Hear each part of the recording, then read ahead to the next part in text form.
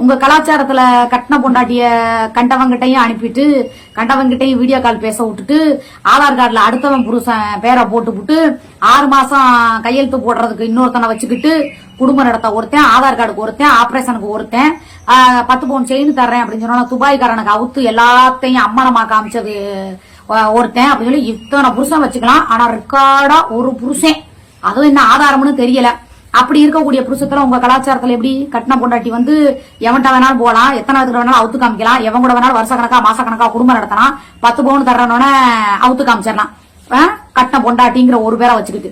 ஆனா ஒரு காலத்துல சூழ்நிலைக்காக பெத்த பிள்ளைய யார் சப்போர்ட்டுமே இல்லாம ஒரு பெத்த பிள்ளைக்காக ஏதோ ஒரு வறுமையில ஏதோ ஒரு காலம் ஒரு தடுமாறுனது ஒரு காலம். இப்ப வந்து ஒருத்தனுக்கு வந்து உண்மையா இருக்கணும், நம்மளும் கை நிறைய சம்பாதிக்கணும், அன்னைக்கு வருமானத்துக்கு வழி தெரியல, ஒரு வாழ்க்கைக்கு உரிய ஒரு அஸ்திவாரம் தெரியல. இன்னைக்கு எல்லாமே எனக்கு தெரியுது, யாருமே இல்லாம நான் தனியா இருந்து சம்பாதிக்கக்கூடிய அளவுக்கு எனக்கு எல்லா திறமையும் இருக்கு. அப்ப திருந்தி நான் இத்தனை வருஷமா வாழும் போது ஏதோ ஒரு காலத்துல செஞ்ச தப்ப மட்டும் வச்சுக்கிட்டு நீ போனவன் உனக்கு இத்தனை பாட்டில விட்டாங்க, உனக்கு இத்தனை பீர் பாட்டில விட்டாங்க அப்படின்னு மட்டும் நீங்க சொல்லிக்கிட்டே இருக்கிறது உங்களோட கலாச்சாரமாடா? அப்ப பொண்டாட்டி எவங்கிட்ட எத்தனை பேர்கிட்ட போனாலும் ஏத்துக்குவீங்க. ஆனா ஒரு கட்டத்துல தடுமாறின பொண்ணு திருந்தி வான்னா நீங்க ஏத்துக்க மாட்டீங்க. இதுதான் உங்க கலாச்சாரமா? சிக்கா பாய் கேட்டாரே, 2 காரு 2 பைக்கு, பெத்த மையன், கட்டின புருஷன் எல்லாரும் இருக்கிறாங்க, பாவம் சுமி பஸ்ல போகுது, எவ்வளவு கஷ்டமான விஷயம் அப்படின்னு சொல்லி சிக்கா பாய் கேட்டாரே. சிக்கா பாய் உனக்குதான் அந்த வார்த்தை. எல்லாரும் அப்பையும் குடும்பத்தோட வீட்டுல தானே இருந்தீங்க, சரி நீ கூட வந்துட்ட, உன் பையன் அப்பையும் கார் வச்சிருந்தேன், வண்டி கூட வச்சிருந்தானா என்னெல்லாம் எனக்கு தெரியாது.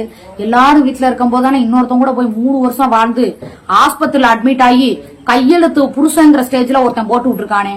2 மையம் இருக்கான், கட்டின புருஷன் இருக்கான், பெத்த அப்பா இருக்காரு, கூட பிறந்த தங்கச்சி இருக்காங்க, தங்கச்சி புருஷங்க இருக்காங்க, தாய்மாமே இருக்கான். எவ்வளவு பெரிய குடும்பத்துல கூடதான் ஒருத்தவங்க கூட புருஷன் புள்ளங்கிற ஸ்டேஜுக்கு கையெழுத்து போடாம வராங்க. அன்னைக்கெல்லாம் இங்க இருந்து மெட்ராஸ்க்கு போனாங்க, அங்க இருந்து வீட்டுக்கு வந்தாங்க, திருப்பி இங்க இருந்து மெட்ராஸ் போவாங்க, திருப்பி அங்க இருந்து வந்தாங்க.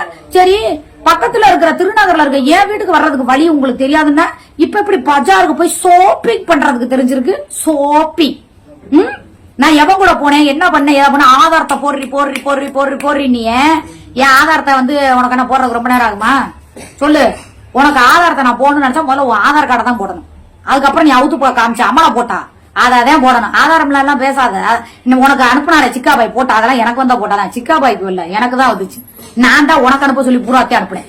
இவ்வளவு வச்சிருக்கும் போது நீ ஏன் இந்த போடு போற? நான் அடுத்து சரக்கு அடிச்சு விட்டு போறா, நீ வாழ்ந்தா வாழாட்டினா என்ன அப்படின்னு விட்டு பூராத்தையும் போட்டு விட்டுனா என்ன பண்ணுவேன்? ஆதார் கார்டு போட்டு என்ன கம்ப்ளைண்ட் கொடுப்பேன்? ஆமா சார் இந்த இவதான் போட சொன்னா சொல்லி எடுக்க மாட்டாங்க கம்ப்ளைண்ட். இந்த இவதான் சார் இப்படிதான் ஒவ்வொரு புருஷனுக்கும் ஒவ்வொரு பேரை மாத்தி மாத்தி கவர்மெண்டே போர்ஜரி பண்றா சார், சென்ட்ரல் கவர்மெண்டே போர்ஜரி பண்ணிருக்கா சார், அப்புறம் தூக்கி ஒன்னே உள்ள வச்சிருவாங்க. புரியுதா? ஒரிஜினல் புருஷன் யார் வர சொல்லும் போதுல அப்படிப்பாங்க. நீ கொண்டு அதுக்கப்புறம் புள்ள பத்த சர்டிபிகேட், அதுக்கப்புறம் கல்யாணம் பண்ண சர்டிபிகேட், சரி அதெல்லாம் ஓகே. அப்ப இது யாரு? அப்புறம் இவர் யாரு? இவருக்கு முன்னால அவர் யாரு? அவளுக்கு பின்னால நீ யாரு? நான் தான் ஒரிஜினல் புருஷன் அப்படின்னு அப்புறம் சிக்கா பாய் எதையாவது தூக்கிக்கிட்டு வந்து நிக்கணும். புரியுதா? இவ்வளவு முள்ளமாரி முடிச்சவங்க தண்ணியும் இவ்வளவு கேவலப்பட்டும் அந்த சிக்காங்கிற ஒரு ஆள் மட்டும் உன்னைய காப்பாத்தாம இருந்திருந்தா உன் மான மரியாதை எங்கெல்லாம் போய் காத்தடிச்சு வீசி இருக்கும் சொல்லு. என்னடி ஒருத்தனுக்கே வாழ்ந்து ஒருத்தனுக்கே படுத்த உத்தமி உன்னையதான் எத்தனை புருஷன் தான் நீ நின்ன வச்சிருப்பியா? நீ அடுத்து யாருக்கிட்டே விட்ட போடுறேன்னு நினைக்கிறேன், ஏதோ ஒண்ணு கேள்விப்பட்டேன். பாப்போம் கூடிய சீக்கிரம் அதுவும் எப்ப வருது எப்படி வருதுங்கிறத பாக்கலாம். சரியா?